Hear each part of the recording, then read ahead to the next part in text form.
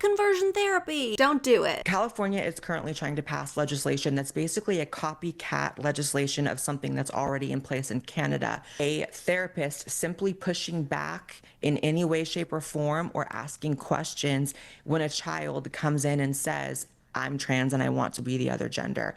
You are not legally allowed in Canada to be a therapist and say, well, how sure are you about that? Do you think there could be other things that are making you feel this way? Do you think you could be mistaken? You have to affirm it as a therapist. Otherwise, you're legally considered to be engaging in conversion therapy. Blair is not wrong. There is a law here in Canada that prohibits conversion therapy and has been expanded to include gender identity. Now, as far as I can tell, there is no explicit mention of therapists not being able to push back against gender identity claims from their patients. However, the exemption to this law is kind of vague. It says that the definition for conversion therapy does not include any treatment that relates to a person's gender transition and that is not based on an assumption that a particular gender identity is to be preferred over another. How could you possibly determine what a therapist might or might not be assuming? And who gets to decide? The language of this law definitely leaves room for a scenario in which a therapist might not give an honest assessment for fear of being charged with conversion therapy. I also kind of think the wording used in the definition itself is troubling. The law defines conversion therapy as any practice, treatment, or service designed to change a person's gender identity to cisgender. They didn't just leave it at gender identity. No. They specifically used the phrase change a person's gender identity to cisgender, which could be interpreted to mean it's totally fine to convert someone's gender identity to transgender. So theoretically, it's illegal for a therapist to convince a boy that he's a boy, but it isn't illegal for a therapist to convince a boy that he's a girl? No,